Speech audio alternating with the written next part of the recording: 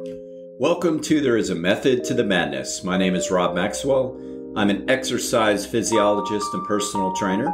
I'm the owner of Maxwell's Fitness Programs, and I've been in business since 1994. The purpose of this podcast is to talk to you about the science so you really know what you should be doing and what you shouldn't be doing, and maybe who you should be listening to.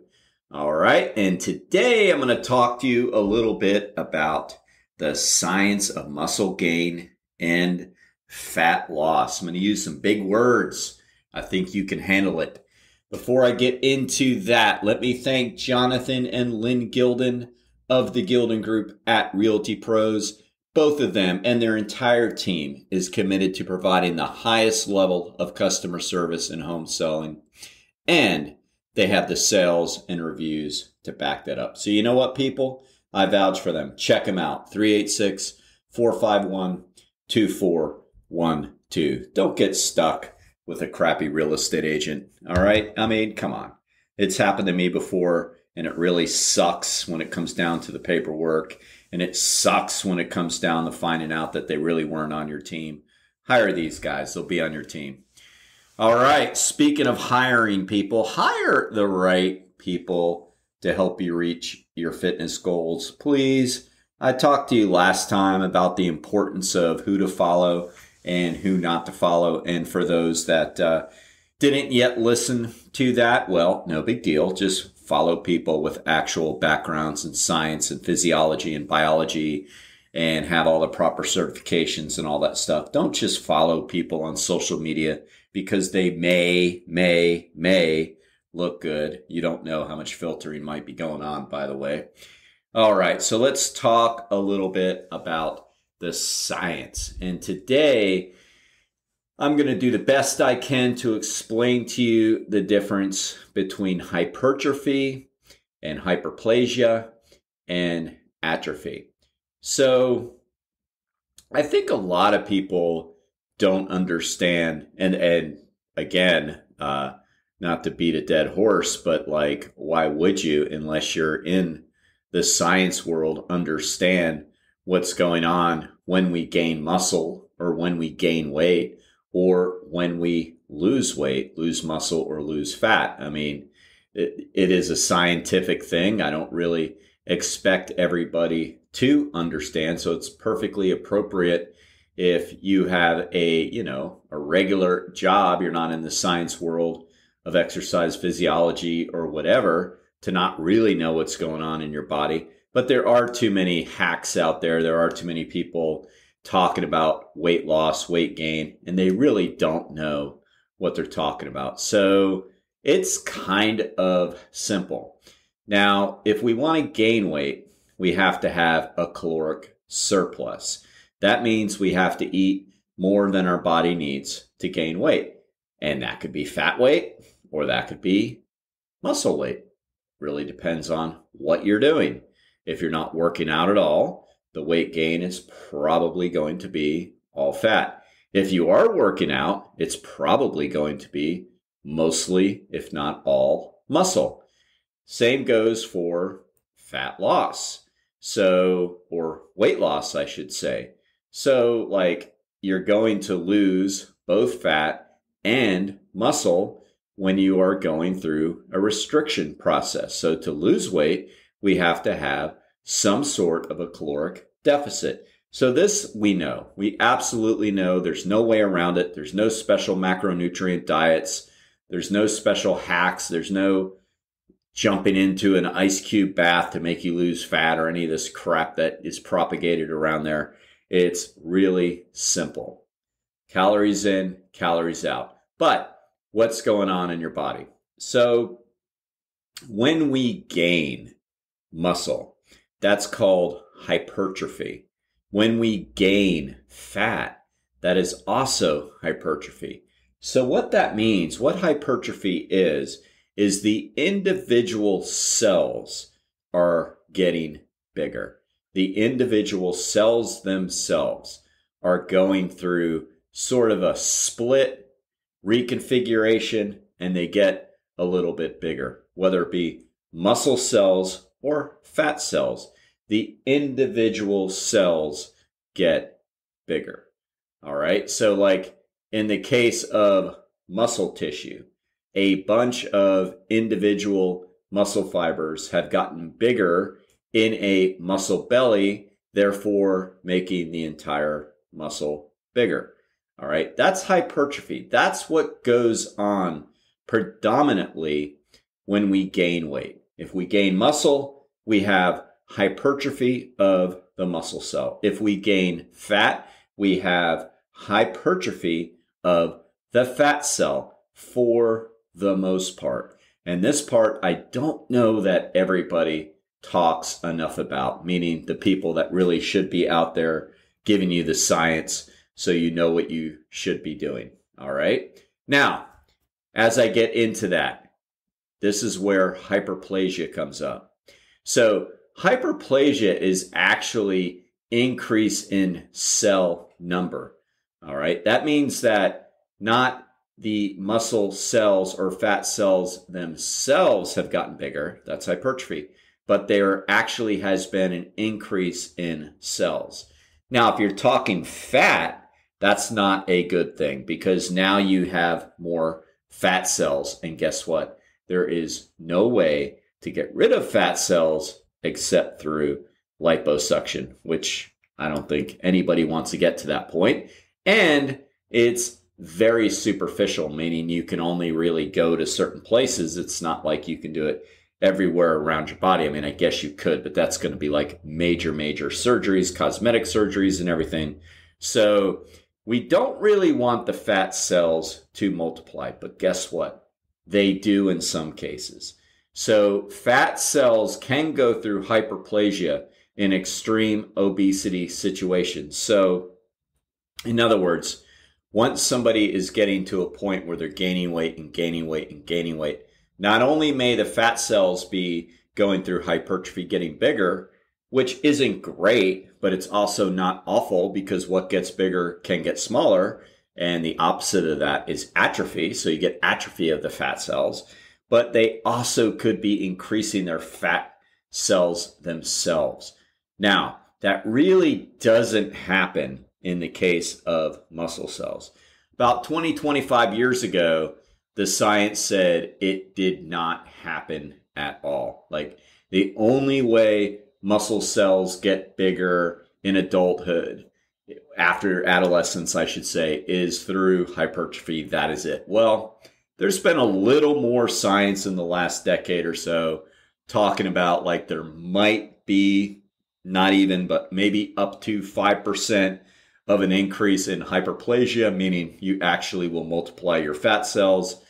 From what the studies show, that's like really in extreme situations of working out. Somebody may be fine-tuning their body, their workouts down almost perfectly. The studies didn't say this because, it's probably don't really want to print that, but I will give you my opinion on that. It probably only comes in extreme cases of pharmacology as well, because from what we know, that really just doesn't occur a whole lot. But science is starting to keep a little bit more of an open mind where hyperplasia of muscle cells might happen in extreme situations. Definitely happens in extreme obesity situations.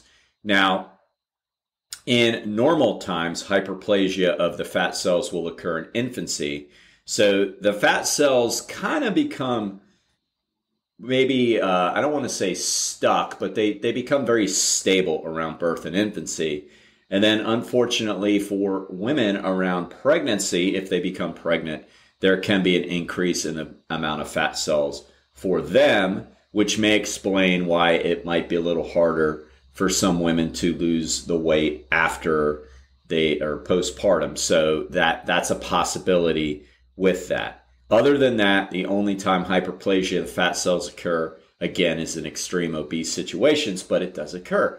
Now, we don't want that because, again, once we get the cells, you can't get rid of the cells, except, again, through liposuction. So that's why it becomes more difficult to lose the weight later on.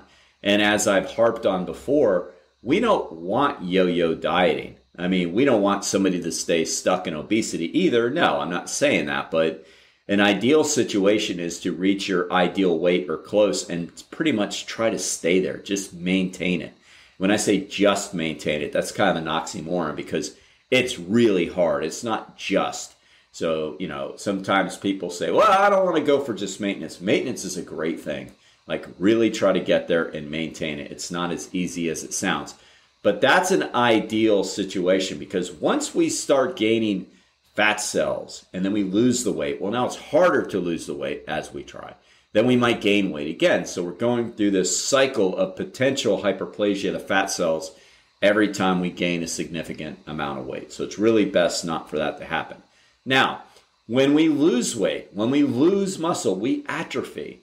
So we have to understand that there's nothing mystical going on.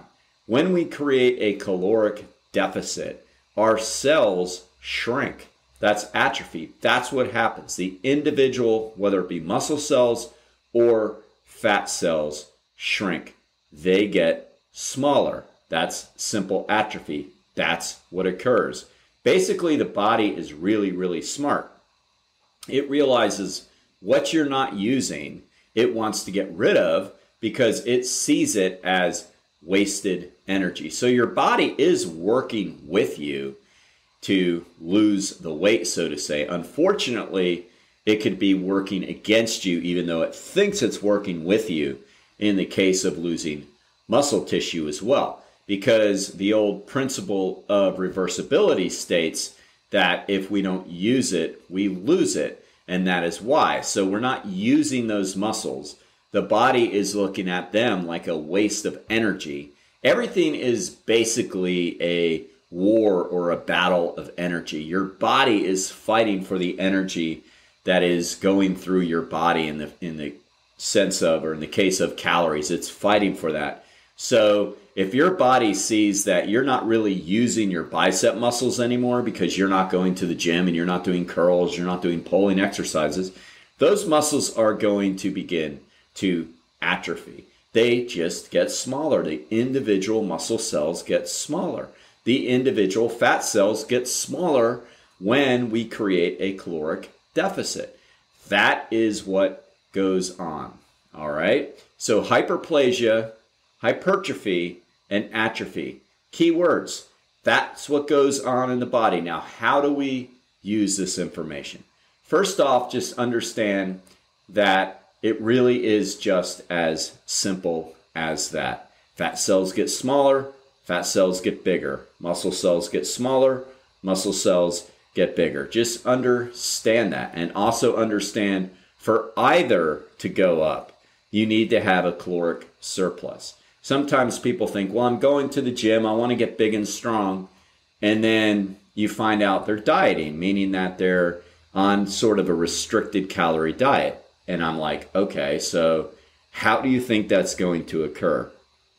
Now, neurological adaptations occur. That's called recruitment when we start doing strength exercises or lifting weights. What that means is that our brain and muscles start to work together to coordinate how you recruit the muscle fibers. So that's like a learning curve. That goes on. And for those of you that have kids, you need to understand that as your kids get stronger, that's the only way they are getting stronger is what we call neurological adaptations. They're not getting stronger through hypertrophy because hypertrophy can't occur until you've gone through a maturation process. Until you have enough testosterone, you're not going to go through hypertrophy. So all of your strength gains early on are from neurological adaptations. So when you're on a restricted diet, the same thing is going to occur. You're going to get stronger via neurological adaptations. But that only really lasts like for the first 3 weeks. You don't really get any more neurological adaptations after you've been doing a specific exercise for about 3 weeks or maybe 6 times that you've done it.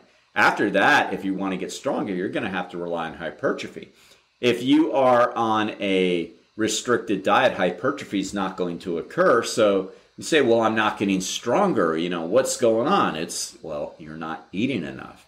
And I know that balance is there when you're trying to lose fat. I get it. I've done a podcast on how hard that is to do, but it is doable. I get that it's hard, but as long as we understand that is what is going on in the body. The second thing I really want you to get out of today's message is to understand, as I preach about a lot, is don't get in the cycle of yo-yo dieting. Like, quit fluctuating that 20, 30, or 40 pounds, whatever it is, up and down.